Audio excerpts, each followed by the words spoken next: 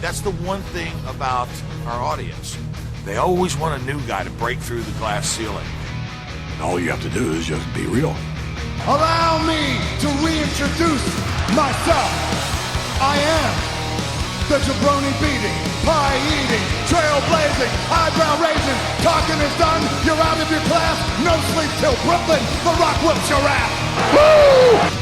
I wish you and King would quit talking. Welcome to Around the Ring, episode 75. It is Sunday, December 11th, 2016, and oh shit, yesterday was my dad's birthday.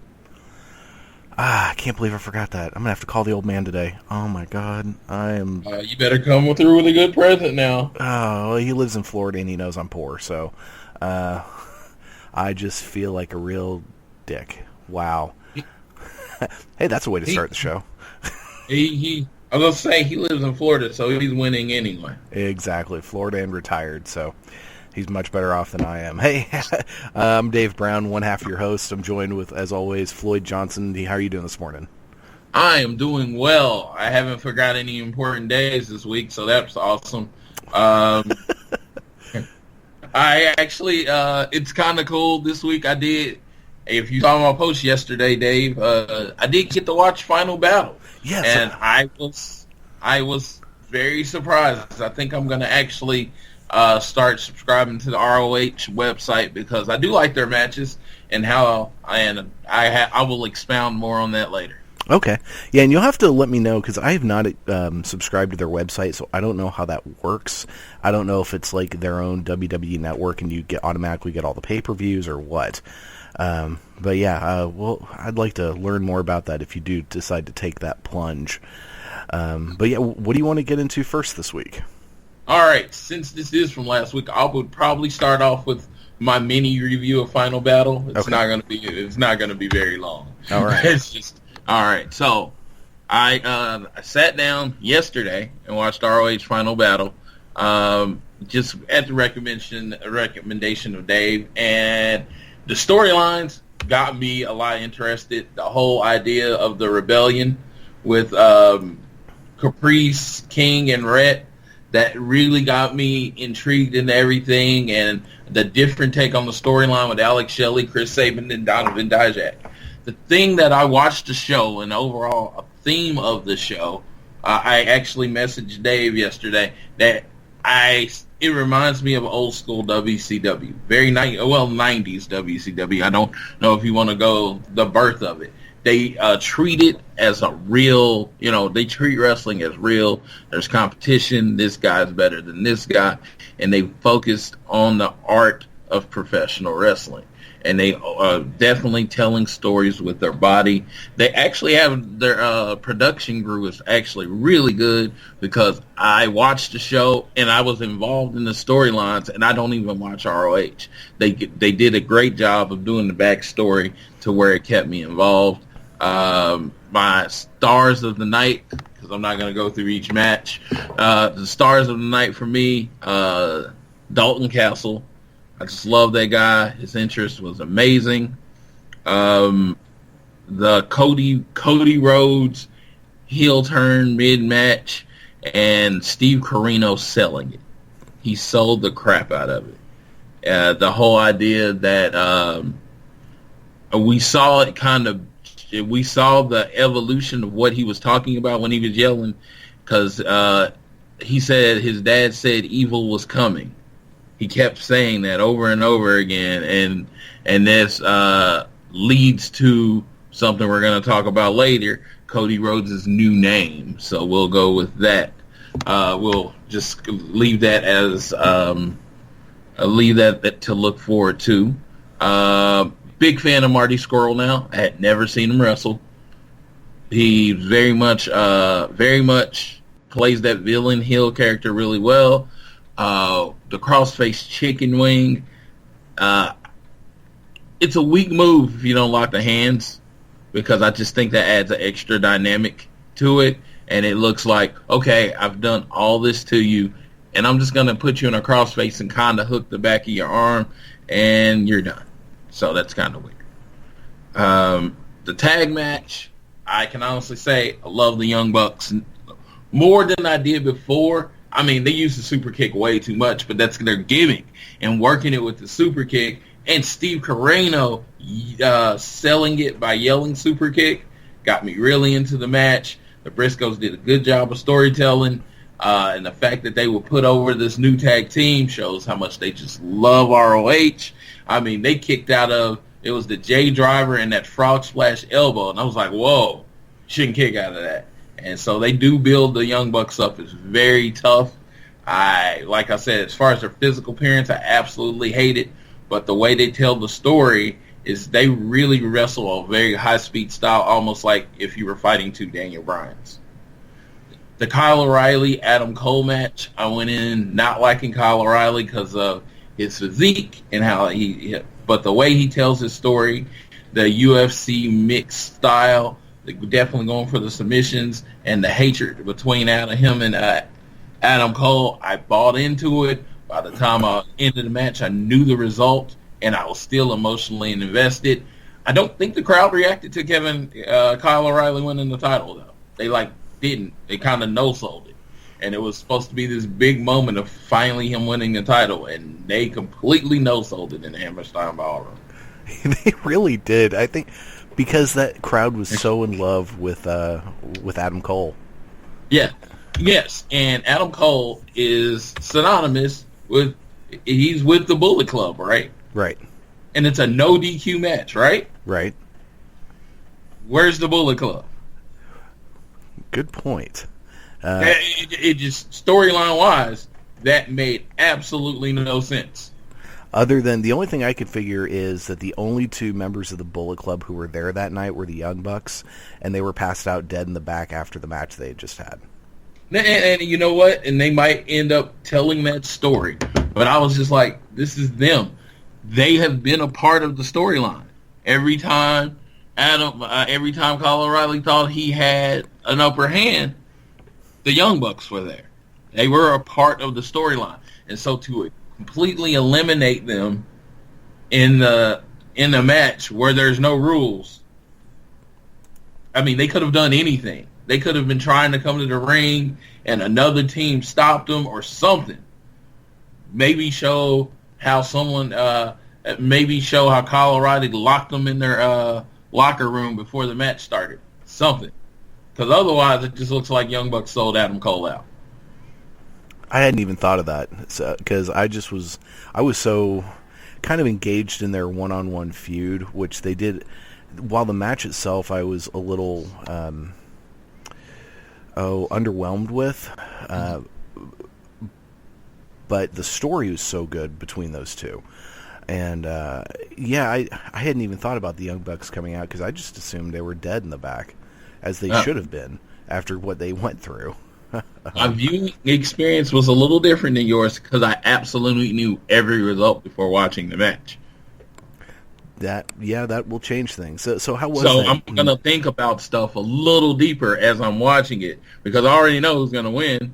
It's just I'm watching the actual spots, how they're telling the story with their body, and just the overall storyline. So it did change my experience. I probably wouldn't have thought about it if I was watching it live. Okay. And watching it spoiled, did that really have a positive or negative impact on you? You know what? I don't generally like watching shows I already know the results to. I don't. So the fact that I really enjoyed and was engaged in it actually told more of a positive for ROH, and that is why I am actually thinking and considering of joining their site so I can stay up with all their information as it comes out, all their matches as it comes out, so I can watch them unspoiled. But if I enjoy a show that much, knowing everything that happened, I imagine what I would have felt if I was watching it for the first time. Good call. Yeah. Well, I'm glad you enjoyed it. I really did too. And so yeah, that was love. What did you think of the whole Matt Hardy thing showing up? Oh my God! Okay. They have to do this stuff before the show because Brandy Rhodes, we didn't hear her entrance for Cody at all. It didn't come through at all. And then I wanted to say that one first, and then the second one, you got the gist of it, but the fact that you didn't get that opening broken-hearty word or whatever did kind of lower it. But it's the fact that they're building this tag team division, or ROH's tag team division, that is kind of amazing, because that's, those are probably the three biggest names outside of the WWE as far as tag team wrestling. In America, anyway. Yeah. I loved the crowd response. And they Steve went freaking nuts. They did, because you're not going to expect that, because they're under contract with TNA. And TNA is pretty flexible with their contracts as far as letting their talent make money outside of TNA. The thing about it is, ROH is usually not flexible with it. They don't want you showing up on ROH TV and then showing up on another TV. Right, and well, I know with TNA's deal, they're flexible to a point. Like Drew Galloway, for example, he can be on an Evolve pay-per-view, but he really can't show up on Ring of Honor TV every week, based on the contract that he has. So it's just they had to work out something. And who knows? Maybe we'll see some ROH people show up on TNA TV at some point. That would help both companies. That would definitely help both companies doing something with ROH. Honestly, ROH can increase TNA's in-ring work by a lot, and TNA could help ROH with their production value. Yeah. That's a good call. Trying to think. Well, okay, so you mentioned Steve Corino and his fantastic selling. It just makes me sad in a way, knowing that he's not going to be with Ring of Honor much longer, because he and Kevin Kelly are one of my favorite, if not my favorite, current announced team. They are so good together, and they play off each other so well. And it's going to be really weird not having, Corino calling these matches, because he is so good at this. Yeah, I agree. Now, is the possibility of him being on NXT calling matches, because at some point, Corey Graves is going to be like, guys, you've got me doing like 80 things. Can I have a break once in a while, please? Or they're going to just want him moved up completely. And, Corino is the kind of guy that calling NXT matches would be fantastic, especially if they let him pull in any of his previous knowledge of any of these wrestlers. Like, can you imagine the freak out he would have if Adam Cole debuted on NXT, because he's in love with Adam Cole, and just that would be hilarious. And I loved how he kept trying to say "Bebe" with him, and he kept saying it too late, and he'd get mad at himself. He's like, "Damn it!" Just little things like that make him so good. But yeah, that'll be sad. So let's. So you mentioned it earlier. You alluded to it. Let's go ahead and talk about the whole Cody Rhodes thing. So there was a vignette posted on by New Japan Pro Wrestling all over the place of basically announcing that Cody Rhodes is joining the Bullet Club, and he has a new moniker, the American Nightmare. What do you think of that vignette, and what do you think of the whole thing? Oh, it was so well done. I think that was WWE level. It got me very excited, and I was like, I want to find this during him debuting as a member of the Bullet Club. And it's funny, it's kind of cool that he started the heel turn in ROH, continuing in New Japan, and he might come back in ROH. I don't know what they're going to do with him because he's wrestling so many companies, but it would be a great story for him to put Adam Page out, of course, because if you don't just leave the Bullet Club, you get beat up.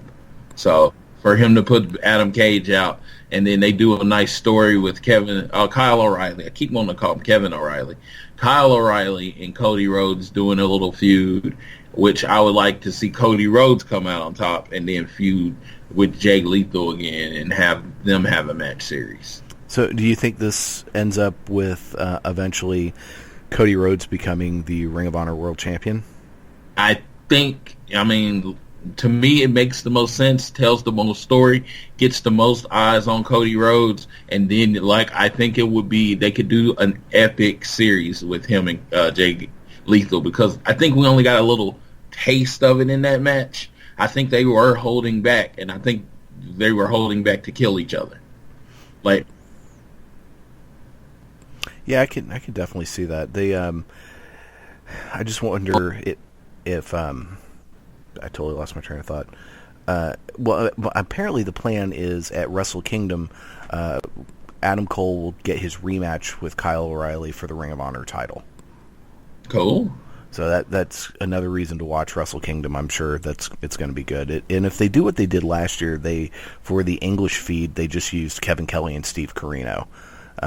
And previously they've used Kevin Kelly and Matt Striker. So Wrestle Kingdom is January. Is Wrestle Kingdom January 9th? Or, huh? Something around there, yeah. It's pretty early to mid-January. Okay, because I would like to actually see if we can get the club together, maybe do a viewing type thing. That would be cool. That would be very cool. Well, so yeah, I thought the production value was fantastic in that vignette. The whole thing, Cody Rhodes continuing what they started in Ring of Honor, and New Japan and Ring of Honor are doing a much better job where they're telling stories going from one to the other and back and forth. So I don't know about kicking out Adam Page, because I don't know what the hell else are you going to do with Adam Page? The poor guy's kind of just there. If I was going to kick anyone out of the Bullet Club, I'd say get rid of the Guerrillas of Destiny, because those guys stink. Aren't they the tag team champions? Oh God, don't even get me started on that. Yes. Okay, so I don't really think you kicked them out. No, and one of them is Haku's kid, and they should be really good, and they really, really stink. So they need to go. They just need to go. And at some point, the Young Bucks challenged for the IWGP Heavyweight tag titles, and I guess they didn't win.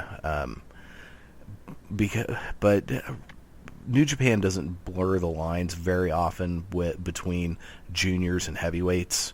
It's kind of rare that someone goes from one to the other. Kenny Omega's one of the few that did it. So yeah, it'll be interesting to see. I'm excited to see what happens, no matter which way they go. So let's go ahead and move on to WWE this week. And what do you want to talk about first? Because I definitely want to talk about the Cruiserweights. All right. Let's. Like I said, I like start at the beginning. Let's start with Raw. And a few takeaways from Raw. I'm not going to get super. Unfortunately, not going to get super deep because I don't feel like a lot happened. But the whole Seth Rollins Triple H just basically coming out. Hey, we haven't heard about Triple H or anything about Triple H in weeks. Bam! I want to fight Triple H, and this is how I plan to get to Triple H. All right, story reset. I get it. It was funny. It was just like, we're resetting a story. We're letting you know who he's aiming at, just in case you didn't know. And that was it was an odd take on Seth Rollins going after him. What did you think of that? Yeah, I thought it was fitting. I think in some ways, well, I know it's... let me try to get my thoughts out. I think that's where they've been wanting to go at WrestleMania for a while. They were hinting at it last year before Seth got hurt. And I know that's a direction they've been wanting to go in. So I think it's finally, okay, we're just gonna get in that direction. And I don't know if they're gonna have a match at Royal Rumble. I don't know if Rollins will be in the Rumble and Triple H will have some tomfoolery. I know they're trying to make Rumble a big deal because they are in a freaking huge stadium, and so they're going to pull out all the stops to try to fill that thing up because they really need to fill it up. So maybe we'll get match 1, and then it'll continue at WrestleMania. Who knows? Maybe there's a match at Royal Rumble that somehow Triple H wins, and then Rollins gets his victory back at WrestleMania. I don't know. But I liked the fact that it was straight and to the point, and he came out and was like, okay, I want Triple H. I'm done. I'm done being a puppet. I want Triple H. And that was good. It just doesn't bode well, I think, for Kevin Owens, who I think is being completely misused. And it came out, it was so glaringly clear in this episode of Raw how poorly they're using this guy, because I'm sorry, they made him look so weak. They if you look at Kevin Owens, let's say you're a new wrestling fan, and after he won the Universal title, that's going to be the guy that's leading your company. He pretty much loses to everyone. Exactly. I mean, the whole story is he needs Chris Jericho to win. He can't hang with Roman Reigns because Roman Reigns is super badass. He's so badass he can't even, properly hold the U.S. title, and it's like a burden to him. He doesn't want to bother with it. I'll get to that later. So it's just, it's so bad because, I mean, other than guys like Seth Rollins and AJ and Sami Zayn, Kevin Owens can wrestle circles around a lot of this roster. Especially, he can. I mean, Roman Reigns is good. I'm not a Roman Reigns hater. Don't get me wrong, but there is no comparison as far as the in-ring ability between Roman Reigns and Kevin Owens. Kevin Owens is 1,000 times better, even on his weakest day, twice on Sunday. That's all there is to it. And the fact that they're making this out to be, Kevin Owens is holding the big belt, but really Roman Reigns is the man because I'm the jacked up Super Samoan, and yeah, I've got this U.S. title, but I'm just going to hold it off my shoulder. And let me just, I'm there. Does it piss you off at all that they are completely making the U.S. title look worthless?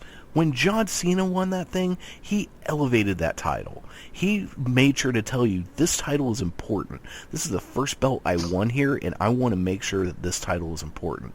And Roman Reigns walks around with it like, oh, I got to carry this stupid-ass thing? Ugh. Well, let me just say this. I've heard the people's argument about how he carried the belt. He carried the WWE belt the same way. He did the same thing. I mean, that's just how he carries belts. God, he needs to stop that. That's stupid. Yeah, and I get it. And because it's the U.S. belt, everybody wants to look at it like he's doing. No, he carried the WWE belt the same way. Yeah, and he's just a guy. He's a guy that Vince McMahon is doing everything he can to build up. And in doing that, he's losing the fact that the U.S. title could be on someone like, I'm just throwing names out there, and I'm not saying they're ready yet, but it could be on someone like Big Cass. It could be on someone like Cesaro. It could be someone that pretty much needs a belt to get over. You know what I'm saying? At this point in their career, instead of Roman Reigns, who, as the Samoan badass, he really doesn't need a belt. If you look at the combined reigns of Stone Cold Steve Austin, his title reigns weren't long at all, because the most interesting thing about Stone Cold is him chasing the belt and always coming up short. That should be Roman Reigns' storyline. I'm not saying he's Stone Cold, but I'm just saying the way he wrestles and everything, he should always get screwed. So when he won the U.S. belt, okay, he won the U.S. title. That's amazing. He loses it like the next night. That would have been like, because he gets screwed the next night, and it goes to Jericho or something like that. Because, I mean, that would elevate the storyline right now if Owens was the world champion and Jericho was the U.S. title. I'm just like, there's so many different ways to elevate that belt. Put it on a member of the New Day, and they all have belts. There's so many different ways to do it, and it just seems like they're failing because they're not thinking about the significance of the U.S. belt. They're like, okay, we give Roman both belts, put the U.S. belt up in a tournament, and that makes the U.S. belt important again. Yeah, it would have been. They should have. The other couple weeks ago when Jericho had that match against Reigns for the U.S. title, Jericho should have won it for a number of reasons. But if nothing else, that's one of the few titles Jericho hasn't won. Now, did he ever win? He was never U.S. champion in WCW, was he? No, the reason he left is because they never elevated him above a cruiserweight. That's right. So it would be fitting for him to get that title, so he could say that he, well, other than the Universal title, he's held every belt pretty much that WWE has to offer. But yeah, it's frustrating to me because and part of that I'm sure is the WCW fan in me looking at this, the one last vestige of the once mighty, National Wrestling Alliance and Crockett Promotions is just being used as a shoulder prop for this dude who, like you said, doesn't need a belt at all. Honestly, people would like him a lot more if he just wasn't in the title picture. If he was in a group and he was the muscle of the group, then people would really like him a lot. And it's the fact that he has been anointed by Saint Vincent and has been said to be the chosen one, and the fans are like, no, we really don't like him that much. And that's the biggest problem. That was... So yeah, two of my big takeaways from Raw were the fact that they're doing Kevin Owens no favors, and they're completely ruining the U.S. title. What other things did you have to take away from this? I love what they're doing with the Cruiserweights. I think they're doing better with their matches on Raw. I really did. I think that I did think that went over well. I saw the Iron Woman match coming a mile away. I want to be excited, but I honestly feel a little Sasha Charlotte overkill right now. I really want to be excited, but that's just I can't get excited about it. The Rusev thing. It's an old back to late 90s WWE. I know from the internet, no inside sources. I know from the internet, it looks like USA wants edgier storylines. Perfect person to do that is Enzo, because he's just absolutely edgy as it is. And this whole storyline with Rusev, the thing is, because I am a super fan, I watched every episode of the Attitude Era. So as soon as they started talking and the hotel was brought up, I knew how this was going to end. So that was a thing. Cass has to do better with his acting. With him getting called out to the ring and then him calling on the cell phone, I was like, come on. Enzo and Cass are best friends. He knows what Enzo's going to do. He knows what Enzo's going to do. Enzo knows what he thinks he's going to do, and he calls him. Enzo would have answered that phone. I'm just going to be honest. I'm not even suspending disbelief. My best friend calls me when he knows I'm going to get laid. It's important. Yeah, the thing on that though, he was calling from somebody else's phone. And even Enzo even says, "I don't know this number." Amazing call right there. Oh my God, I didn't even put two and two together that he used the ring announcer's phone. Good Lord, I've been thinking about this all week, and that never occurred to me.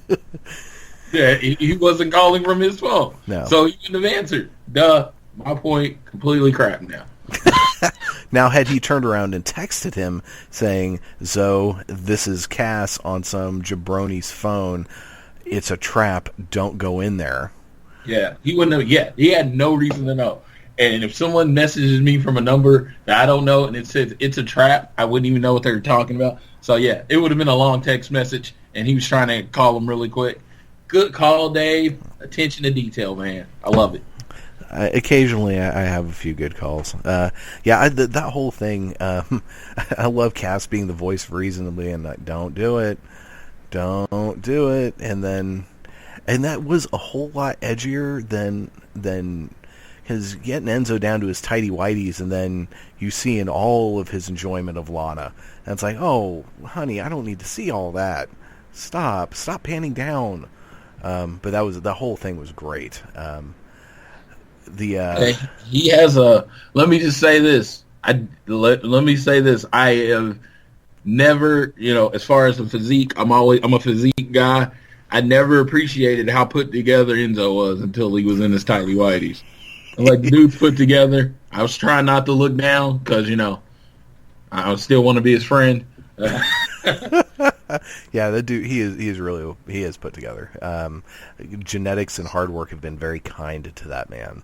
Yeah, he was discovered at the Franco gym, so The dude knows how to, he knows how to work out. Exactly.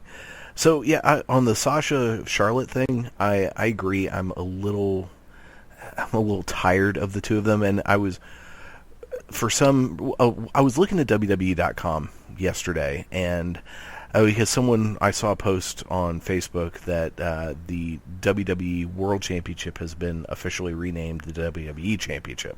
So I went and looked, and I was looking through at just all the different championships in their history, and the Raw Women's Championship has been changed hands 6 times, but has only been held by 2 people, Charlotte and Sasha. They have ping-ponged this thing back and forth. This feud needs to end. Yes, their matches are fantastic. Yeah, it's the KO and Sami Zayn for women. I was like, I loved KO and Sami Zayn, but by the end of KO and Sami Zayn, I never wanted to see KO and Sami Zayn again. Yeah, like we got it on Raw, and I was like, good Lord, keep these dudes away from each other for like a year, and when whoever goes after the other one, it's so much more of a big deal. And the fact is, the women's division is so small, it's going to be really hard keeping Charlotte and Sasha away from each other unless you move one of them to SmackDown. Yeah, exactly. So the big question, I guess, is with this being the Iron Man match at Roadblock, does Charlotte win the title back? Does she keep her streak of no pay-per-view losses going? I mean, is it become like a joke where Sasha can only win on Raw? They're not going to end that streak at Roadblock. Yeah. And if they're going to end the streak, it's going to be at the Rumble. It's going to be at Mania. They're not going to end the streak at Roadblock. And it might have something to do with Flair turning on Sasha or it ending in a tie. It's going to be some weird ending. Yeah. And we could see Flair turning on Sasha and becoming all evil. But, man, speaking of Charlotte, though, that promo, at the end of the show was fantastic. That... She actually was. She's just really good at being evil. And let me just tell you, her, in my opinion, her time on the mic. I don't know if anyone's been working on with her or it's just her. It has improved so much over the last year that I would put her as one of the top 5 people in WWE on the mic. Period. Male, female, it does not matter because she has this way of engaging. She knows how to take control of the crowd. She has this interesting style, and even her facial expressions. She's very, very good at being a heel. She's great at it. I mean, it would be a long time before I turned her face in any way. Oh, absolutely. She needs to stay a heel, and if she ever becomes a face, it needs to be that I've been a heel for so long, and I'm so damn good that people just love me no matter what I do. Kind of Ric Flair face turn. One other thing I did want to... Well, there are 2 other things I wanted to talk about. You mentioned the Cruiserweights earlier. And this was a frustrating week for the Cruiserweights, because on the one hand, they did a really good job on Raw. A really good job. Both of those matches were good. The segments were enjoyable. The whole thing was done really, really well, and we'll get to 205 Live in a minute. But after having watched SmackDown, which I watched after I watched 205 Live, I'm starting to wonder if my anger at 205 Live has more to do with the fact that they were just in a suck-ass city with a terrible crowd that night. But we'll get there in a minute. Was it just me, or did Cesaro, that's their team, did Sheamus get like a pop in that tag team match when he got that hot tag? Oh, he got a pop because Sheamus is pretty much going face right now, and he got a pop because and this leans to what we were talking about. Sheamus, I compare Sheamus and Roman Reigns very much. They have a very momentum-based, energetic style, and it works in short bursts. And Sheamus is very exciting after Cesaro's done all the work. Okay, so I'm glad I didn't misread that, but hats off to Cesaro and the feud they've been having with the New Day, but a lot of it goes to Cesaro. That here's a guy who can actually help get Sheamus over. Who would have thought that would ever happen? Man, my whole thing is all the WWE universe wants is Cesaro to be pushed as a singles wrestler, and the WWE refuses, absolutely refuses. Which sucks, and I don't get it, man. It's like, what is it? The whole, it's Vince. It's the fact that Vince doesn't get it. I'm just like Cesaro. He's big. He's a good-looking dude. He's super intelligent. He's super well-spoken. I would put him pretty much in the top 5 of any category except, actual promos. I would put him in that category in the WWE. I can't see why Vince doesn't like him. I put Cesaro on Good Morning America. I put Cesaro on any show you want to. He's going to be nothing but a great representative of the WWE. And he has that physique, and he's big enough and that confidence enough where it would make me want to watch this guy. I mean, outside looking in. I don't understand why they don't like him. I think it's or they do like him, but they only like him in a certain way. I think a lot of it goes back to that first Vince McMahon interview on the Stone Cold podcast, where he basically just made some offhanded comment about him being Swiss, and I think that's it. And I loved it. I forget when it was, but Cesaro was cutting a promo. I think it was after the draft when he was really pissed, and he's like, "Yeah, sometimes I stumble over my words. I know 5 languages. Forgive me for occasionally stumbling over some words." And that's not exactly what he said, but that's the gist of it. Cesaro is money, man, and I think he could have a Daniel Bryan run if you really want him. If you really book it right, he could have that Daniel Bryan run. And the fact is, he's a lot more, he's bigger, so he's more durable.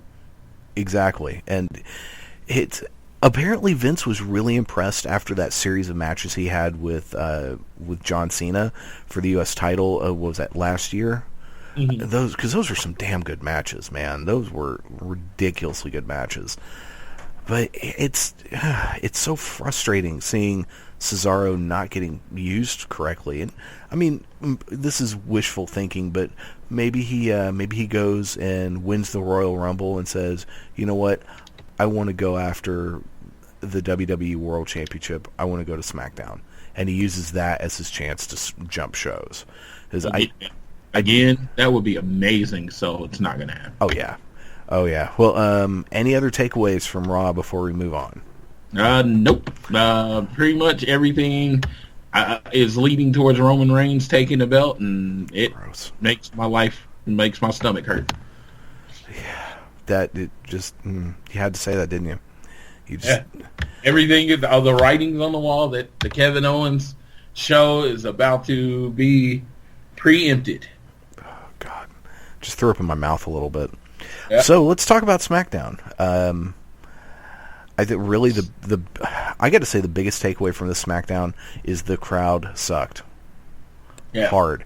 Daniel Bryan couldn't get the damn crowd over. I mean, it was. They were in Texas, right? Yeah. And maybe Austin. Yeah, it was horrible. I mean, they did nothing. I mean, Randy Orton and Bray Wyatt. The Wyatts got their reaction. Of course, Ellsworth got a reaction, but every reaction just seemed to pale in comparison to what we're used to for everyone. Exactly. Yeah. Ellsworth got a pop. Dean got a little bit of a pop. Randy Orton and the Wyatts, who were probably the most over thing of the night, got a pop. Then you had Baron Corbin with that awful backstage interview. Oh, it was so bad. And then so on Sunday you had this actually surprisingly good chairs match with Kalisto, which made Kalisto actually look really good. And so what do? You come out and you have like a 3-minute basically squash match by the time it's all said and done. So all this goodwill for Kalisto, people going, wow, this Kalisto guy, he doesn't suck after all. Nope, flush down the toilet. Yeah, I did enjoy the Chad Gable versus Tyler Breeze match. I enjoyed that match a lot. I know Chad Gable and Jordan's going to be tied together probably for their WWE career, But I would be interested to see Chad Gable in 205 Live just based on his style. Oh, yeah. Oh, I would just love to imagine a match him against Cedric Alexander. How great that would be. That would be a good match. You know, He has a really, really good style, and it's very energetic, and I think he could do a lot more. I want him to stay with American Alpha, though, because I love tag team wrestling, but I think he would make it as a single star, very much more than I think Jordan would make it as a single star.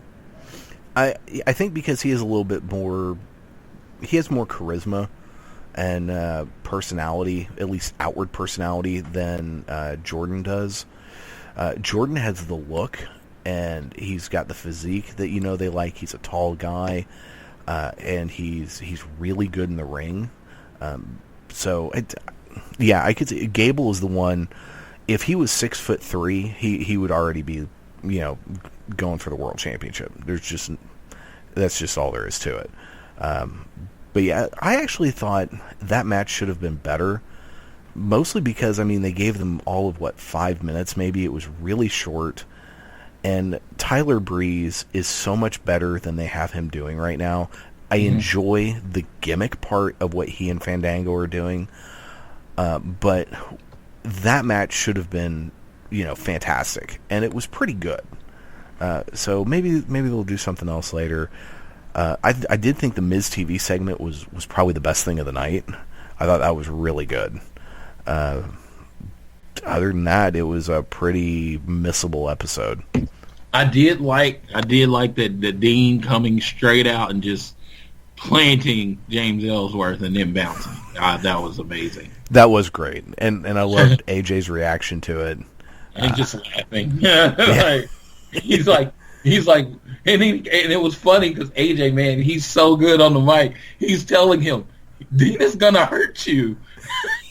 Yes. He's like, I actually feel bad when I'm beating you up. He's not going to.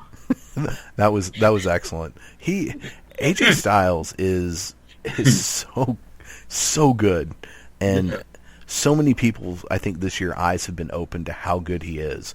Is for the people who just hated TNA and ignored TNA and would just write off anything associated with TNA, and then they maybe don't watch New Japan and don't watch Ring of Honor and didn't realize how incredible this guy is. And then he shows up and he has these really good feuds, and he has, an amazing year, and just gets better every single time. It's like he just keeps getting better. It's so scary. It's like this dude is 37, 38, 39, pushing 40, whatever it is, and he is like an elastic band. He bounces all over. It's ridiculous how good he is. And that you're right, that whole thing when he came out and he was, the way he was talking, that whole promo, and when Ellsworth came out and was all mad, and then Dean just nailing the dirty deeds and leaving, that was great. That was really good. The 4-man announce booth still sucks. That's got to go. And I honestly, it doesn't upset me because Phillips barely says anything. I think I'm getting to the point where I'm just getting more and more offended by David Otunga being so bad. He's so misused. And it's like, I look at this guy, I'm like, I see potential in this dude. Dude, Hill Manager stable. Amazing. He would be fine. That would be great. Yeah, because I'm Hill Manager stable. I'm using my wife's money to, basically make myself more popular in the WWE. It's a very old logic, but it would get over, and people don't like him anyway.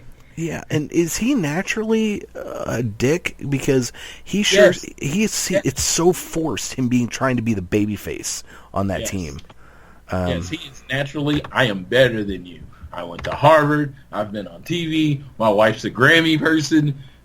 I am better than you in every way, and it comes off in everything he says. And the fact that he is not a heel manager, irks me, because I'm not saying he would be but he would be great at that. I don't even know what you would call the group. That's the WWE's creative, but I would be like, he would have some wrestlers under his guide, I mean, maybe some younger guys. Maybe he brings in the Revival if he wanted to do something like that. And he has his squad, and pretty much he takes over the WWE, and his gimmick could be like, I took over the WWE without lifting a finger. Everybody else did the work. I love it. That would be... And it's very WWE. It's not like I'm saying do something that you only see somewhere else. I've seen the WWE do this. So, but he would do it so much better because he's so good at talking. Yeah. When he was doing the lawyer gimmick, I hated him. Legit hated him. And that's what you want to do. That's what you want. Yeah. All right. Well, let's go ahead and move on to 205 Live. Oh, hold on. One more point on SmackDown. Alexa Bliss was awesome. Oh, God, how did I forget that? Yeah, she was. She was... And, that match at TLC has gotten a lot of hate online and in the podcasting I watched world. it twice. It wasn't very good, but... Well, yeah, it's a tables match with two tiny people. Yes, that's true. And Alexa she is phenomenal on the mic. She is getting better in the ring. She can in ring. She cannot hang at all with Becky Lynch. There are a handful of people, maybe 4 in the entire company, including the people in NXT, that can truly hang with Becky Lynch, and she is not one of them. So this was a difficult match for them to pull off. But I didn't think it was time standing still as a lot of people said it was. I just heard a lot of complaining about that match, and I didn't think it was that bad.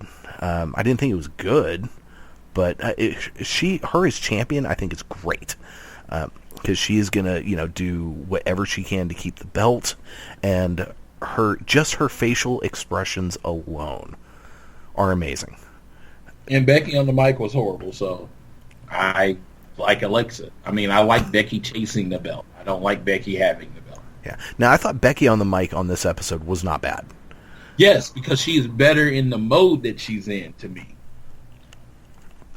Agreed. Becky Balboa, I'm better than you. I know I'm better than you. But you stole the belt from me, and I'm coming to get it back. I can dig that. But the whole idea, once she was champ, it was like she was so irkingly positive that there was no edge to her. I saw the edge come out Thursday. Good call. So anything else from SmackDown before we move on? That was my last point. I'm just so impressed where Alexa started, and as far as NXT and where she is now, she is amazing. Yeah, you could almost give her Most Improved of the Year. Yeah. You really could. I mean, we got to definitely do that list. She is going to be on my list. I don't know if she's going to be 1 or 2. Because there's other people that I think have improved a lot. But she's going to be 1 or 2. See, I got to write that down now. Improved. Okay, so let's move on to 205. So now, during the week, before I'd actually had a chance to watch 205, I'm listening to podcasts as I'm doing stuff. And on one in particular, on Voices of Wrestling, they were ripping into the Cruiserweight division. And it got me thinking about the Cruiserweight division as a whole, from the beginning when they first showed up on Raw through now 2 weeks into 205 Live. And it begs the question, is the Cruiserweight division doomed? And so... Sadly, you've got last week's and this week's, the last 2 episodes of Raw. They've actually done a really good job with the Cruiserweights on Raw. And then the first episode of 205 Live, I thought they did a really good job overall. And then this week's 205 Live, it had so many problems, most of which I think stem from the fact they record it after SmackDown. And the people have been there for like 4 hours, and they're like, fuck this, I'm going home. And a lot of people leave. That's my biggest thing, is that a lot of people leave. Yeah. And it's as that show went on, and you looked at the crowd, and they tried really hard to not show the crowd. But it was empty. half empty. So they really have to start recording this before SmackDown. They really do. Because it's not recording. It wouldn't be live at that point. Who cares? It's all 205 live. So. No, it's almost live. And I never, the live part, I just thought it was kind of a silly name. I didn't think of it as in this is being broadcast live. But from the casual fan standpoint, I think they've already said, I'm out, I'm done with this. And this particular episode, the matches weren't the kind that should have been really pulling people in. Cedric Alexander was great as usual, but that match with Noam Dar with all of those, and I like Noam Dar, but with all of those rest holds and everything, well, first of all, this crowd sucked the whole night. Sucked, didn't care, sucked. And Cedric, who is one of the most dynamic performers in all of WWE, if not all of wrestling, had a hard time getting these people to react. I mean, hell, it was halfway through the Rich Swann Brian Kendrick match before they really started reacting. And you've got the Daivari Gallagher match didn't help. That was because I thought it was. And see, let me just say this: a lot of people did not watch when NXT first started on the WWE network, and I know that it's 100% true. It was not the best show, but it got better and better, and it found its legs. The thing is, when you're building a brand, the thing is, to me, when you're building a brand, you're basically building a company you have to lay the groundwork. So you're going to get a lot of stuff that you're not interested in because Noam Dar and Cedric Alexander, you saw it as a lot of rest holds. I saw it as them actually doing a Cruiserweight storyline with the whole Cedric Alexander and his girlfriend, Alicia Fox, and Noam Dar beats him and then dedicates the match to his girlfriend. That is a storyline, which they haven't been doing in Cruiserweights. They gave him a storyline that has nothing to do with the belt, which is so important when you're building a whole brand. That's true. Then you look at the Daivari Jack Gallagher thing. What they're trying to say, Daivari has done nothing but lose, right? Every match. He looks really good, and then he loses. Well, they take this is the third or second match of it, and they build from the Raw match, and that Daivari went after the dude's knee, and they used that to put Daivari over Jack Gallagher, which since everyone loves Jack Gallagher, it's now starting to build them a heel in Daivari, because right now the only real heel was Brian Kendrick, and they're trying to get Tony Nese and Drew Gulak on that heel, but they're building a heel versus face on the roster. And then you look at the last match. The last match, it's about the title, and in the match, it's like you're telling the story with Kendrick, TJP, and Swann, of course, leading to a triple threat match eventually. But you're selling. Okay, I have this opening storyline for, hey, the belt is not the only thing that matters. And then you have Daivari and Jack Gallagher. You're building up another group of stuff that doesn't have to do with the title. So you definitely have to develop your storylines going forward.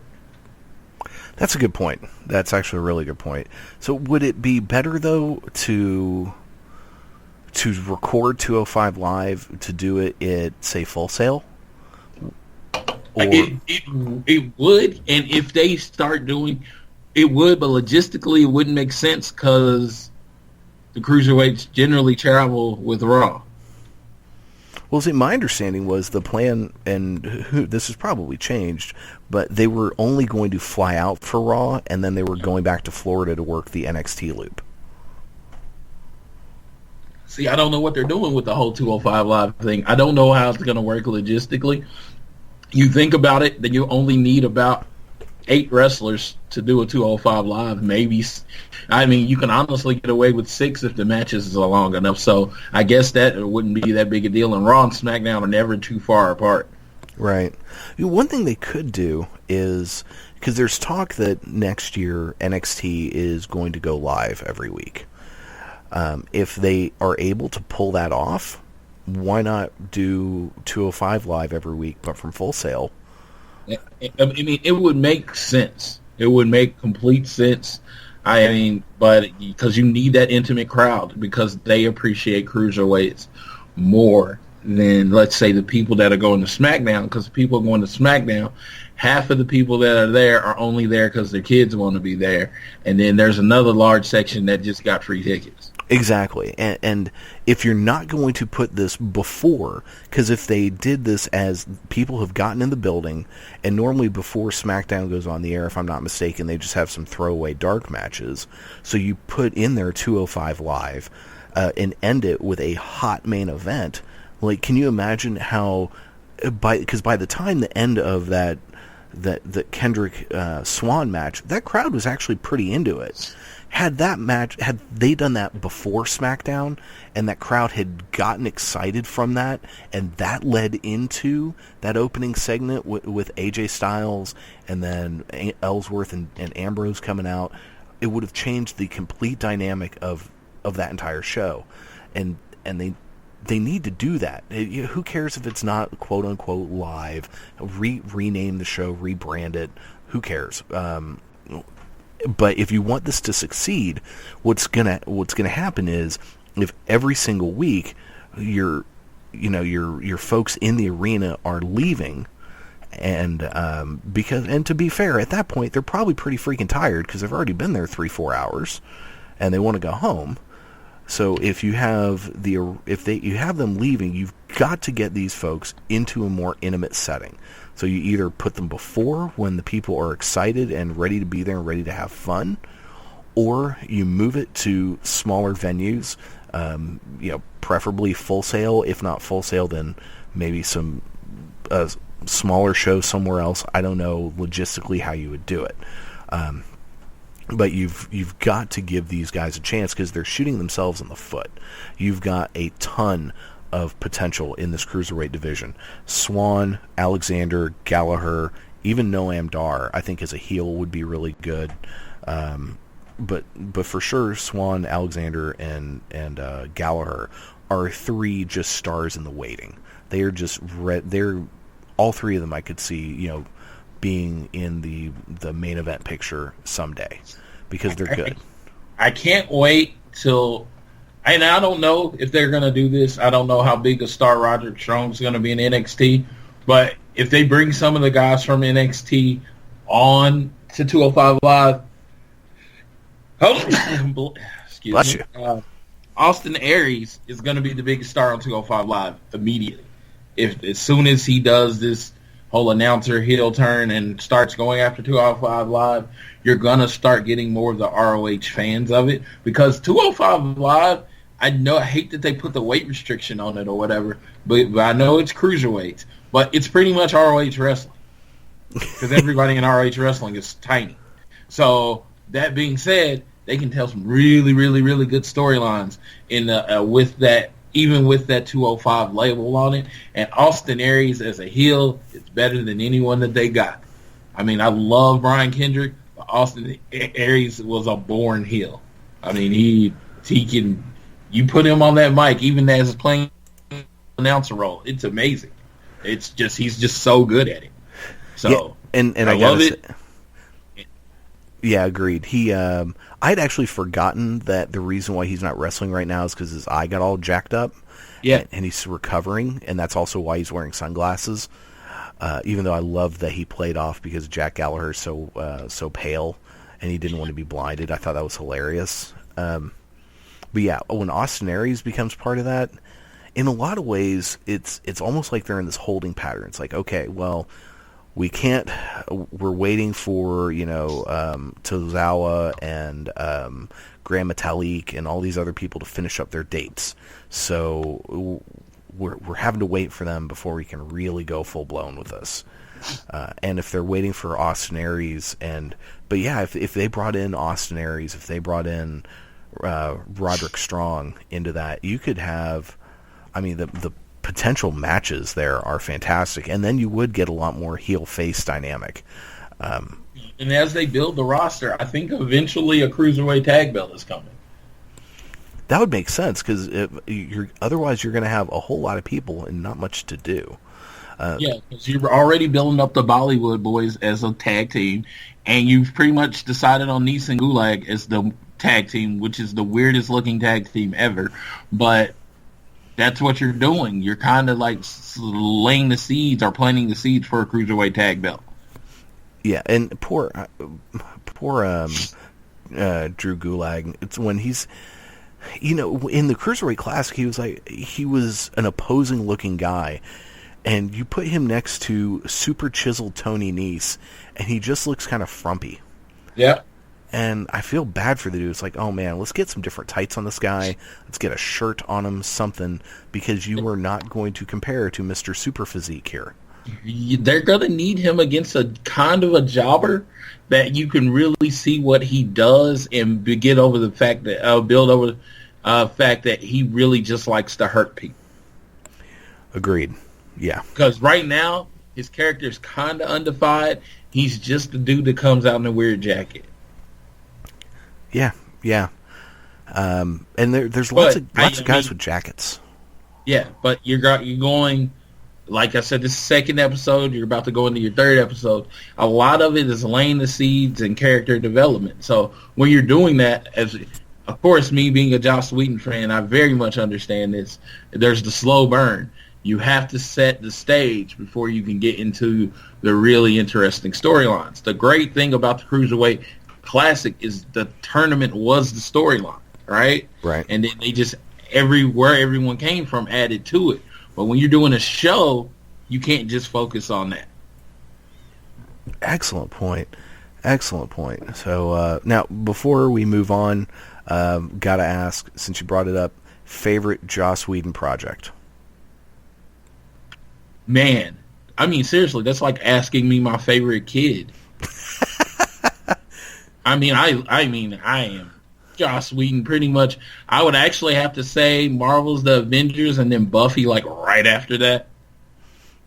I mean, it's like a 1-1A thing. I think The Avengers was the movie that had all this build up and it actually lived up to it in every way. So I will always consider that like one of my favorite movies because he did it so well. And then I saw so many storytelling elements taken from Buffy, Angel, and all the other projects he's done. That is why it seemed like it was the culmination of all his work, and he did it perfectly. And when everybody else realized what I realized, that this man is a genius, I was good with it. Yeah, good call. I would have to say, probably for me, it's probably Buffy because it's one of my my top 3 favorite shows of all time. Avengers is up there. That's fantastic. You saw so much Buffy in the Avengers, man. It was kind of You really did. I also really liked the Dr. Horrible sing-along blog. I thought was hilarious. Yeah. Dollhouse was really good. And of course, Firefly was really good. I quit watching Dollhouse about halfway through because I knew it was going to get canceled, and I just didn't want to get any more emotionally invested. It's worth watching. It's a total of 26 episodes. Okay. And they were obviously told that this is it, this is the end, and they tied it up. So it's worth watching, especially as a Joss Whedon fan, because it's got a lot of the Joss Whedon tropes. It's got a lot of your favorite Joss Whedon actors in there. So yeah, check it out. It's really good. I will finish it because I think I finished season 1, and I just didn't go on after that. Go on. It's worth watching. But so now after we've buried this crowd and wherever the hell it was there in Texas that we were, let's talk about a really fun and hot crowd. That was NXT this week. Man, Full Sail was on fire. Full Sail, I mean, when you buy a ticket, or I think you get in free. I don't think you buy tickets to Full Sail. I don't know. I'm not sure. Don't quote me on anything. I've never been to a show. I want to go to a show more than anything.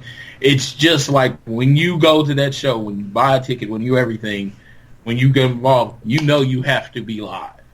You can't come in, sit down, and not be involved in the show and not chant. And it's its own thing. It definitely Hammerstein Ballroom, ECW. I put it on that level, but just because they can bury you or they can make you, and it's just what they feel like that day.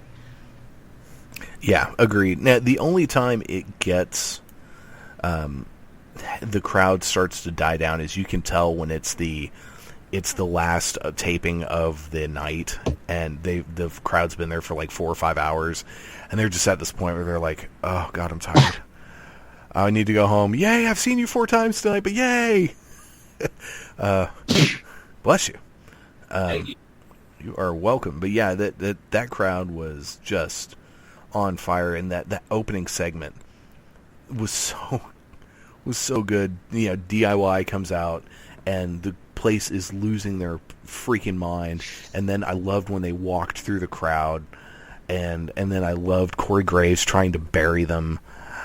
And then before they even got to say a word, and this place is just going nuts, out come Authors of Pain, getting booed.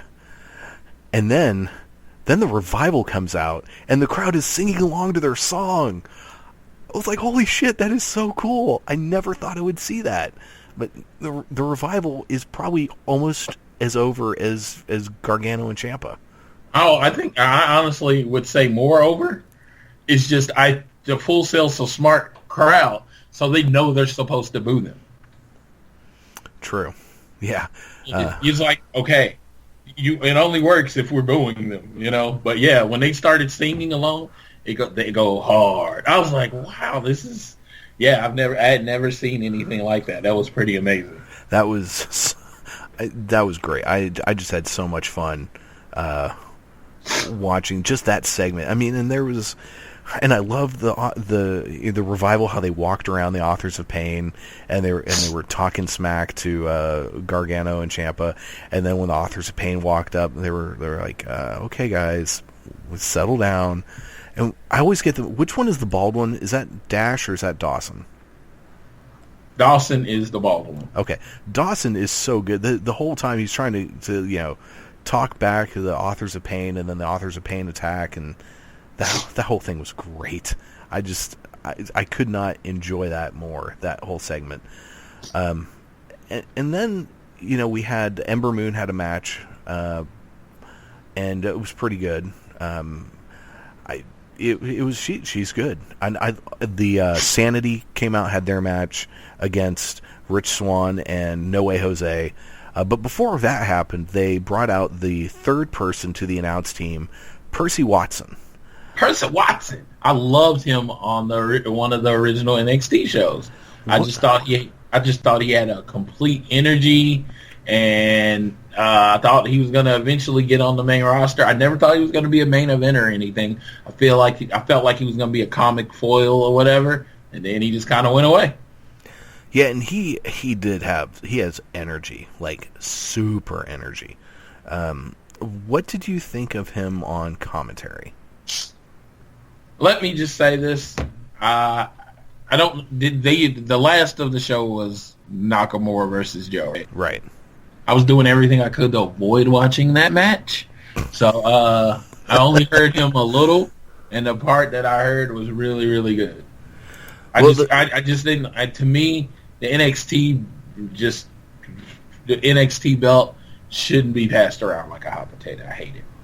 But mostly what I was going into with that is I like his energy. I like him as a perfect foil to Corey Graves, but I kind of want Corey Graves to go away just because I hate 3-man teams. Yeah, I thought, because Corey Graves and Tom Phillips are one of my favorite announce teams, actually. I really like the dynamic that the two of them have together.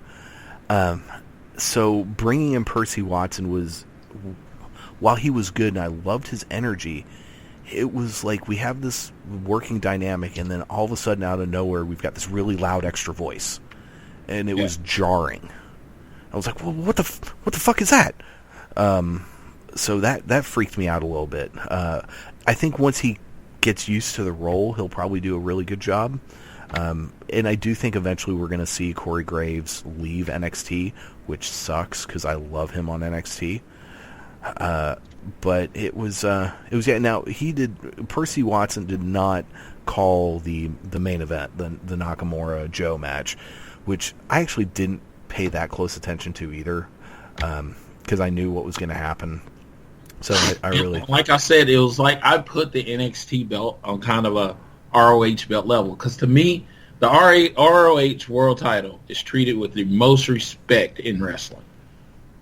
Right? Agreed. Very few short runs. Very few is... When we choose you to be the head of our company, you're going to be the head of our company for a while. Like Adam Cole just had a run, and that was considered a short title run. You know, that was like a very short title run when going into the O'Reilly match. So I feel like ROH belt has always been like that belt. And I felt like NXT was on that level. When we pick you as the guy, you're the guy for a while. And now they did Nakamura run, and then Joe won, and Nakamura won. And it's, of course, all building up to, I guess, a cage match this week. Which already happened, which Nakamura won. No, I'm so shocked. Yeah. So again, you know, that match is I'm gonna watch it. I'm gonna go ahead and watch it because I want to watch the blow off and see if they add anything to it.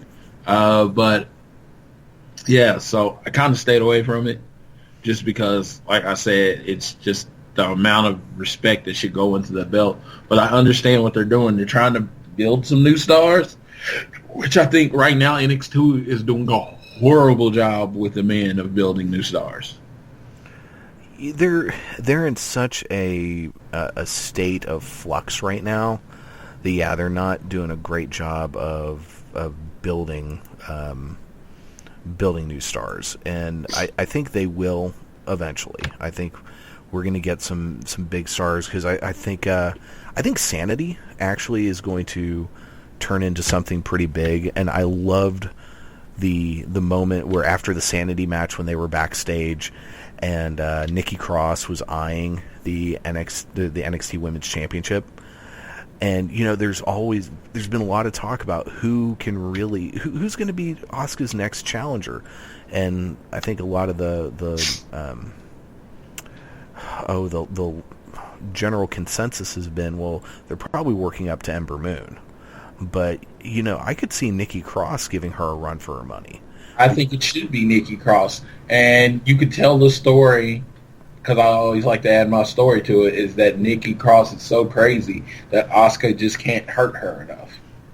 Agreed. That would be great. That would be... She's like, she keeps kicking her, and Nikki just keeps coming back. And, of course, you had the Eric Young part as the heel manager who screws with Asuka, and then Nikki Cross wins. Yeah. Now, another thing... The blow-off of the Asuka's last match, she has to lose clean. I just think that just has to happen. Yeah, amen. Amen. Now, the other thing with SAnitY was apparently they've lost a member and might have gotten a new one. Now, was it Sawyer Fulton, or was it... Hold on, let me look, because I can't remember... I think Fulton broke his ankle or something like that. Okay. He got injured some way. Yeah, so that's Alexander Wolf. Okay, so yeah, it would have been Fulton because he's the one no longer listed. Yeah, he's a former member. And it's sad, between him and Alexander, he was the scarier looking dude. Yeah, but then they brought somebody even more scarier. Oh, yeah. Big Damo. Yeah, and I really liked how they did that, how, you know, Eric Young was carrying out his coat, and he threw it down and spit on it. But now I feel really bad for Sawyer Fulton, because what the hell else are they going to do with this poor guy? This was like his last, it's like finally something he's going to be able to do, and now he gets booted because, you know, he broke his ankle. But I'm glad they kind of wrote that into the story, and there wasn't a real answer. But I think the SAnitY group is great. Yeah, I think SAnitY is, like I said, they're the baby Wyatts, and it's a vehicle to get everyone else in the group other than Eric Young over, because Eric Young's already over. Exactly, and I think they're doing a really good job. Well, did you have anything else from NXT you wanted to talk about? No. Like I said, it's funny, and we're in this area where we're not getting, like, we kind of got a half a show, and then next week we're going to do the same thing, unless, you know, kind of a half a show where most of the show is going to be Joe and Joe and Nakamura. And like I said, my whole thing is I'm waiting for them to build stars. I'm waiting for the new guy. I'm waiting for the Apollo Cruzes, the Baron Corbins. I'm waiting on who they're gonna put it behind. Of all the people currently on the NXT roster, who do you think would be the next one that's going to be the breakout going after Nakamura? You think it's going to be Bobby Roode? Of course, yeah, definitely Bobby Roode. He's the only one with any cachet to do it. But like I said, they got No Way Jose, which, I can see him on the main roster, but, he's a comic book character, or comedy character, not comic book character, comedy character. So I just want to, like I said, I do like the fact that the WWE effing loves Rich Swann. They really do. He was on damn near every show. He was on every show except SmackDown. And you can't help but love, because he's so good. Yeah. He is so good, and he's so much fun, and he's awesome. His music immediately gets the crowd into it. Yep. And he does the little dancing thing, and then when the ring time comes, he can go. So I'm very much into Rich Swann. I just I noticed that. I'm like, dude, every show I watch, he's there. Yeah, he is awesome. And so now real quick, before we get into our top 5, this I did not include in our little show notes. Did you see the trailer or the teaser trailer for Spider-Man Homecoming? Yes. What'd you think? It looks interesting, and I like it that Iron Man is kind of playing his mentor. I'm really looking forward to how it does it, and I feel like he's the perfect Spider-Man, just like I felt like it with Tobey Maguire. I think Tobey Maguire got a shit storyline in the third one, but I thought he was the perfect Spider-Man. So I think this guy very much a perfect type of Spider-Man. And is Mary Jane African American? No, that's a different character. Who? Oh, okay. So they're not gonna introduce. I didn't know if that was a different character, but it was just like, oh, the main lead girl seems to be an African American, which is kind of awesome. So I didn't know that was a thing in the Spider-Man universe. Yeah, but I don't read comics, so I don't know. Yeah, she is, and I just read this the other day. I can't remember what her name is. She is a different character, and who knows, we might not see Mary Jane for a while, which I'm fine with, because Mary Jane, even though she's an integral part of Spider-Man, she was such a huge part of that Tobey Maguire trilogy, which I don't even hate Spider-Man 3. I think that it had issues, obviously, but overall, that's a great trilogy. It's funny, you go back and you watch it now, and some of it's a little dated and a little corny, but if you remember what they were really going for, is they were going for that 1960s Silver Age Stan Lee, Steve Ditko iteration of Spider-Man, the Gee Whiz type of Spider-Man, and they nailed that perfectly in those movies, I thought. So yeah, I'm looking forward to it. I like the fact that there's webbings under his arms, and it looks like it actually serves a purpose. So okay. I thought that was cool. Yeah, I'm really looking forward to this, and I agree. I think they got the perfect kid, and I love that he's a kid and he looks like a kid, and they're going to be able to do this high school thing for a while, because Tobey Maguire looked like he was a senior, maybe, and Andrew Garfield, bless his heart, he never really looked like a high school student. Mm-hmm. The Amazing Spider-Man, the first one, really good movie. The second one was okay, not awful, not really good, but it was okay. But that's that. I thought of that this morning, and I thought I'd throw that out there. Now, let's move on to our top 5 for the week. And this week's top 5 was the top 5 matches of 2016. And just to give you fair warning, I have a lot of ties in mine, so I might be cheating a little bit. And I have a number of honorable mentions. So did you have any honorable mentions? I did. NXT The End. American Alpha versus The Revival. Oh, I forgot about that one. Good one. I believe this was the name of the first one, and really, forgive me if I was wrong. I didn't really look it up. And the final deletion, the first one, which was Broken Matt versus Jeff Hardy, because of what that did for as far as storytelling in wrestling, it was amazing. And the fact that WWE completely ripped it off like a few weeks later showed you even more how much of an impact it made.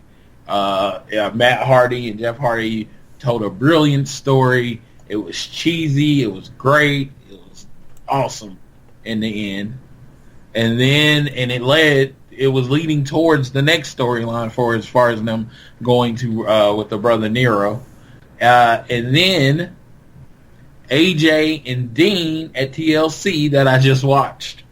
It was probably, of course, matches I've seen live are going to tend to have more of an impact on me. But that match with the 450 splash from the outside, I think it was just that spot got the whole show over. But the end with the man, the myth, the legend, James Ellsworth pushing over the ladder and not necessarily turning heel, just making a business decision.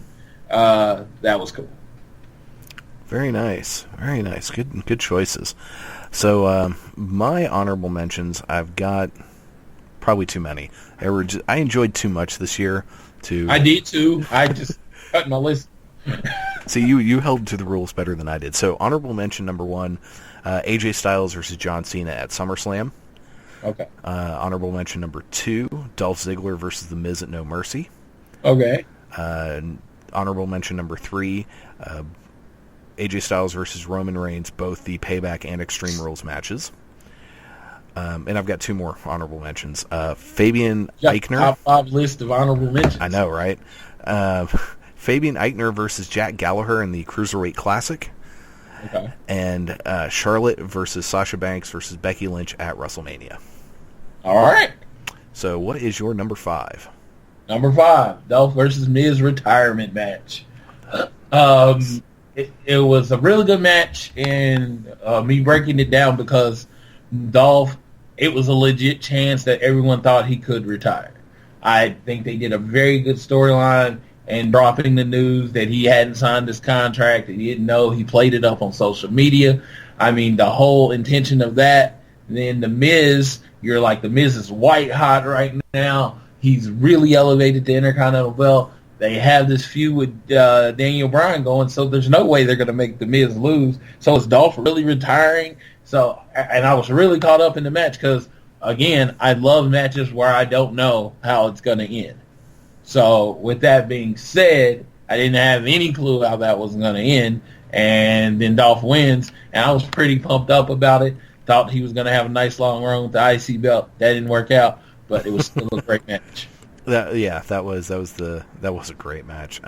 Real quick, speaking of contracts, I shouldn't mention this early, but there was a comment I think on it was either SmackDown or 205 Live about Mauro Ronaldo's contract. There being an issue with it. Have you heard anything about that? Mauro Ronaldo came out on Twitter and he's like, "I have years in all caps left on my contract." Okay, good. Okay, thank God. So he addressed it completely. He didn't. There was no like, "Oh, this could mean this." No, he put in all caps. I have years left on my contract. Okay, thank God. All right, so my number 5 is a tie. First is Johnny Gargano versus Tommaso Ciampa at the Cruiserweight Classic. That match had emotion. That match had everything, I thought. And it is tied with Ricochet versus Will Ospreay at the Best of the Super Juniors, which was probably the most talked about match of 2016. So much to the point ESPN was talking about it. And it pissed off Big Van Vader and got Will Ospreay, chopped around by Vader. So that was, if you have not seen this match, it is a work of art. You go out and watch it. It is just fantastic. Well, if you like the Revival, you will hate that match because it was all flips, no fists. Yes. Yeah. So what is your number 4?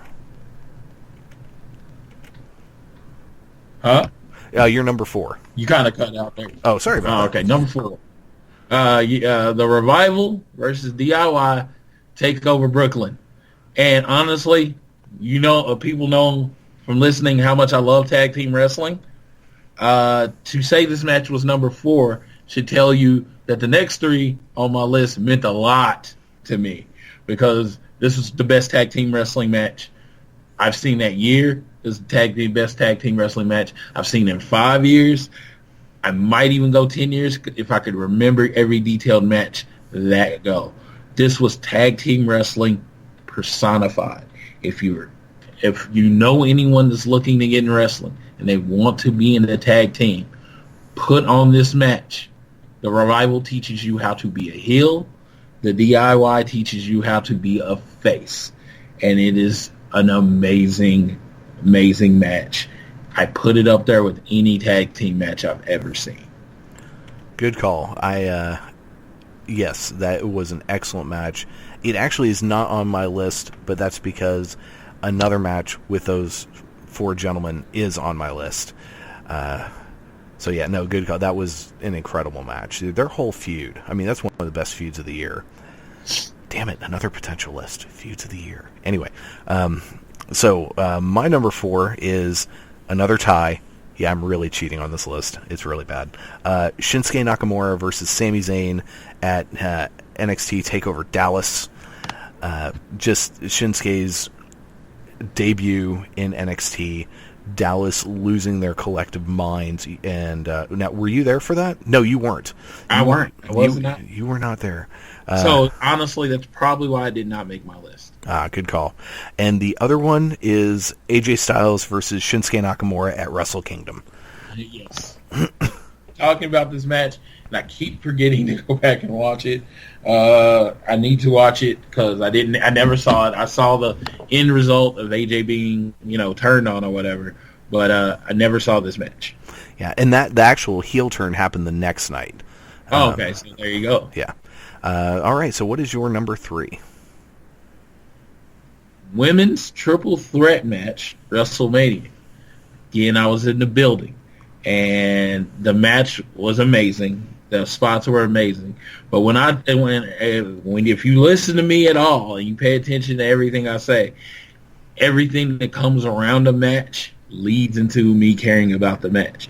And the fact that this was a significant women's match at WrestleMania for a new title, the build-up was there. The entrances were amazing. I talked about this match last week, but it was everything that went on. And then they did the match, and they really put on a good show. And it was probably the best match at WrestleMania, in my opinion.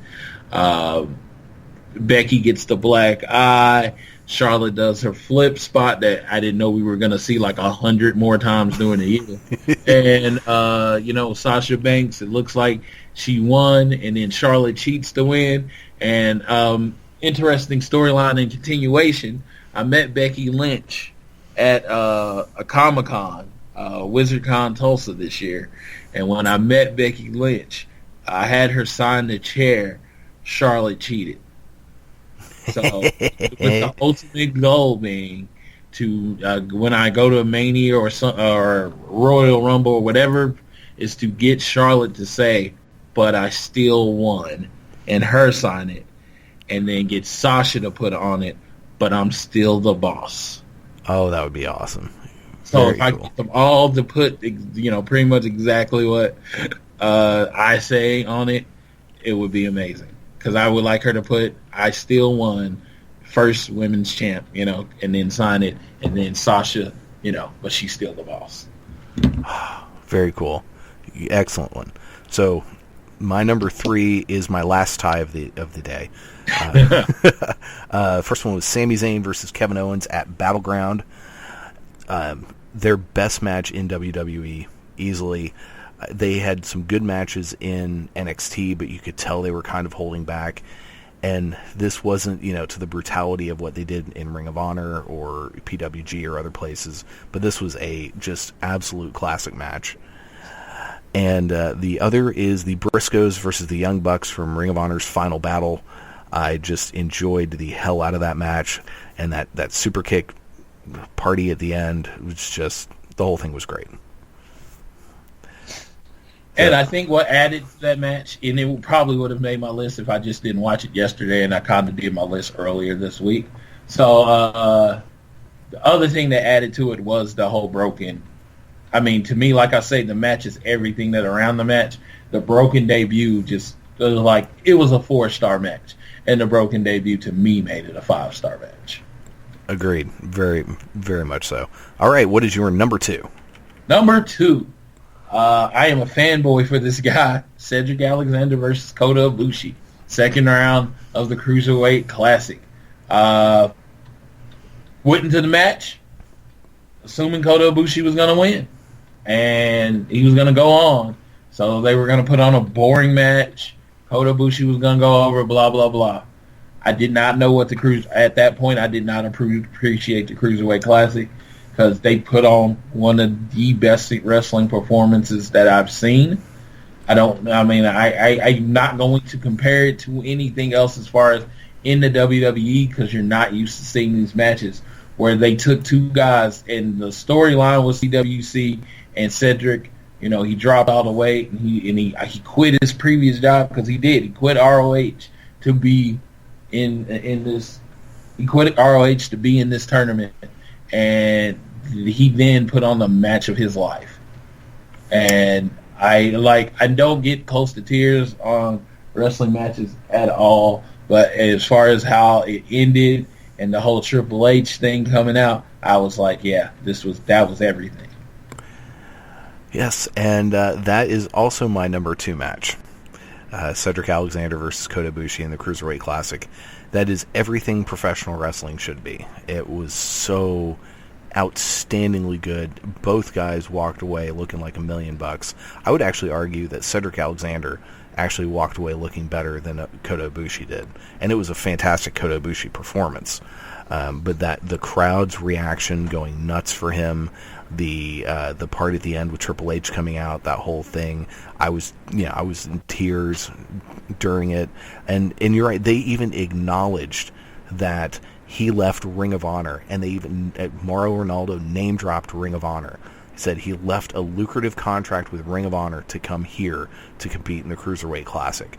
And the fact that they had mentioned that by name, I loved. That was something I also really enjoyed about the Cruiserweight Classic, is they weren't afraid to give some names, at least, as places these other people had wrestled. You know, they would talk about CMLL. They would talk about New Japan. I think they even mentioned Pro Wrestling Noah at one point. They mentioned Ring of Honor, and that was really cool, because to me it gets really irritating when organizations pretend that they're in this bubble, their own little world, and WWE's worse about that than, worse than anyone else. So it was very cool that all of this acknowledgement of the other companies and work that these guys have done before coming here, which they kind of had to do because the only person in that entire tournament who'd worked in WWE before that was Rich Swann. But yeah, this match was ridiculous. And to me, this is another one of those matches. If you have a friend who's like not really into professional wrestling, but maybe had watched it at one point, and you want to try to get them interested in it again, I would say that the Ricochet Ospreay match is a good one to show. But the Cedric Alexander Kota Ibushi match, you show this to somebody and they're going to go, "Wow, that was freaking awesome." So yeah, I love this match, adored it, and so yeah, what was your number 1? Did you cut out? Maybe. Are you still there? Yeah, I'm still here, Okay. but I didn't hear anything you said in the last, I'd say 15 seconds. Oh, that's kind of, yeah, that was kind of weird. Okay, sorry about that. But yeah, I just love the match. What was your number 1? Number 1. And you know what? And honestly, any of my top 5 could have been number 1, but his story this year has been the most amazing wrestling story. And to me, the culmination of that wrestling story is when they bring you in, and within 7 months, they're putting you over their top guy. AJ Styles versus John Cena at SummerSlam. Oh, yes, good call. It's like I said, everything goes into the match with me. The performance was amazing. John Cena has said it 100 times. He's great when you give him someone great to work with. And, of course, you can't get any better than AJ Styles, and he proves it. John Cena can tell the hell of a story when he wants to. AJ kicking out of the avalanche FU or attitude adjustment, which no one has ever done on WWE TV. He kicks out of it. I mean, he hits his move. He wins his match. He leaves the armband in the middle of the ring. Oh my God, the story of, AJ wearing the armband, because I came in, I was the biggest guy in the indies, and I came in and I beat the biggest mainstream guy you had. For anyone that is a fan of wrestling in general, the story around that match, just amazing. Oh yeah, I couldn't agree more. And that was in a lot of ways it's kind of unbelievable that Vince McMahon would book AJ Styles to beat John Cena. It's kind of mind-blowing to think about that. It's perfect, and it's one of those cases where, to quote the late great Randy Savage, the cream really does rise to the top. And that's with AJ Styles. Sometimes they deny, excellent talent. We talked about Cesaro earlier. They're just not using him to his fullest potential. And sometimes there are people that come in that bust open the door and go, no, you can't ignore me. You can't hold me down. And AJ Styles is one of those guys. And, that match was excellent. The whole thing, and I'm like you. I could have any on this list, including my honorable mentions, all my ties, depending on my mood, almost any of them, with the exception of maybe the top two, could have been in any different order. It's just, here are a butt ton of amazing matches from this year that you should watch. But yeah, that one is, it is pretty special, and I kind of wish AJ had torn into John Cena a little bit more about, you've lived this silver spoon mouth. You've had a silver spoon this whole time for 10 years while I've been, working hard in places you couldn't have handled the path I went on. And we talked about that before, and I know you even mentioned this, that they wouldn't go that route because, WWE's the promised land and nowhere else can be better than WWE. But yeah, that was excellent match. And so my number one, I alluded to it earlier, the Revival versus Johnny Gargano and Tommaso Ciampa DIY at TakeOver Toronto, when the small guys that could finally win the title, the whole match. And you could almost put this match and the Brooklyn match just together because they were both so good. I mean, yeah, it didn't make my list because of the legal ending. Oh yeah, with the both tapping out, that really bugs you. I'm like, was this a tornado match? Am I not aware of this? I'm confused. That was it was a perfect ending, but it was just so like, okay. So the referee just completely ignored the rules of wrestling. Okay, cool. They do it all the time. They do, and it's annoying to me. You set the storyline, you set the standards. So make the match a tornado match, and that answers all your questions. Yeah, that was really good. It was a really good match. Ciampa and Gargano did nothing for me. I saw, I'm not a big lovable losers guy, but the dude tells a hell of a story in the ring, and he does it with his size and everything.